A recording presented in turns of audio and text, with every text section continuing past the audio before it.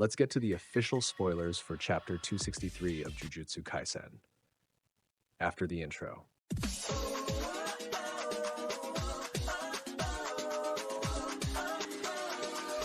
Hello everyone, welcome to the channel. And before the content of this video, don't forget to leave your like, subscribe to the channel, and activate the bell so you don't miss anything. And well, let's get to the video. This is chapter 263, since last week's chapter was part 2 of 262. The chapter begins with the Infinite Void Domain's barrier being destroyed. Page 2, Sukuna's skin is torn when he exits the barrier and says that even the Malevolent Shrine's barrier was simultaneously destroyed. Sukuna says he pulled it off.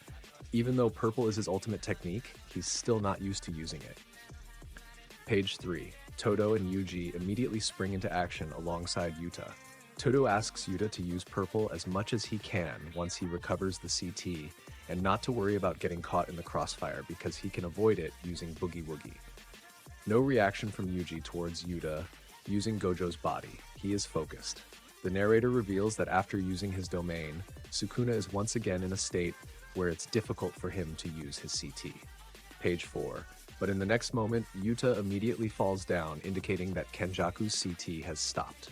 The narrator says that Kenjaku's CT, which Yuta copied, burned out when the domain broke. So even before 5 minutes could pass, Kenjaku's CT was halted. Yuta says, "Damn it." Rika-chan not haunting this body means copy is no longer mine, making limitless the burned out technique.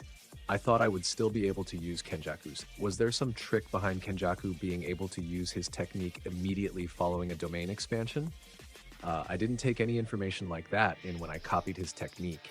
I at least want to deploy a barrier for the sake of those two. Page 5. Todo notices Yuta reaching his limit and admires Sukuna for not letting up his offense. Todo says, I guess that's why they call him the King of Curses. Noticing Todo being distracted, Sukuna immediately lands a black flash on him. Page 6. Sukuna notices Yuji approaching him and turns to defend himself, but Todo instantly teleports Yuji behind Sukuna. Todo says it's not over yet. Page 7. Thanks to Todo sending him to a blind spot, Yuji manages to land some punches on Sukuna's face. Todo is hitting the clapping vibratory to activate Boogie Woogie. Todo says Okotsu, that cursed energy beam, it still has fragments of the barrier floating around. Until those fragments disappear, there's no better stage for Boogie Woogie to shine. Even Yuta is not done yet. Pages 8 and 9. Double page showing Yuji and Todo playing with Sukuna's senses. Page 10. Yuji hits Sukuna with Dismantle perfectly at the barrier between Sukuna's soul and Megumi's. Yuji says, I will do this as many times as necessary. Wake up, Fushiguro. Dismantle. Pages 11 and 12. Sukuna is shocked to realize that Yuji can selectively target his technique.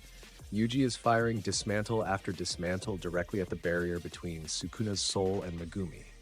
Sukuna retreats, thinking that if he keeps taking those hits, he won't be able to maintain his body and will lose.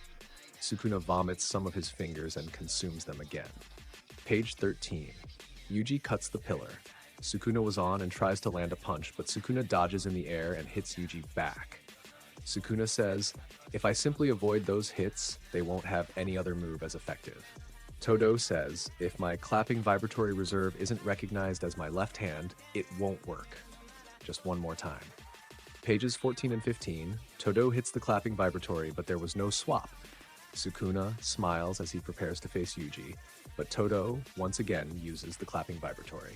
Page 16, it's Hana with the Angel's Curse technique who was swapped this time, and she is right above Sukuna's head. Page 17, narrator says, through the use of a binding vow, the range of Todo's technique was extended. Flashback to Yuta discussing with Hana as she was being treated. Angel says their role ends once Hana dispels Gojo's seal. But Hana is worried about Megumi, as she asks what would happen to him. Yuta apologizes to Hana and Angel, as he says they may have to rely on their CT in the end. He asks them to fire a Jacob's Ladder as a finishing blow to Sukuna. Yuta says it's an all-or-nothing gamble to attempt to split Sukuna and Megumi's soul. Yuta says when an opponent faces him, all they think about is what and how many techniques Yuta has copied and kept in stock. But they never stop to think about the possibility of the original user of the technique he copied appearing. Especially those who know the condition of his Ninoker. copy fall into the trap of thinking that Yuta has taken away the technique, rather than thinking he just copied it. Page 18, Yuta says the true strength of his copy technique is the ability to have two of the same cards in his hand. Page 19, chap ends with Hana blasting Angel's maximum output Jacob's ladder technique. Editors comment at the end of, at the 11th hour, they play their trump card. Where will this battle to the death go next? End of the chapter. Break next week. And these were the spoilers for chapter 2 to 63 of Jujutsu Kaisen. If you liked the video, leave your like, subscribe to the channel, and activate the bell. See you next time, and thanks.